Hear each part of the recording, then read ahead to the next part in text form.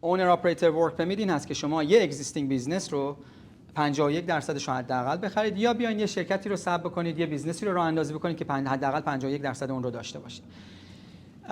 تا دقیقاً 3 ماه پیش من میتونستم بگم 100% اینجوری بود. ببخشید من اسم و فامیل شریف شما؟ من محمد. آقا محمد عزیز 3 ماه پیش تا 4 ماه پیش واقعا، چون برای شما تو ورک پرمیت زده میشد اگزیکیتیو دایرکتور. الان متاسفانه اینا چیزای اینسایدر نیوزی که دارم بهتون میگم، متاسفانه اکثر اونر اپراتورها رو میزنن آنترپرنور.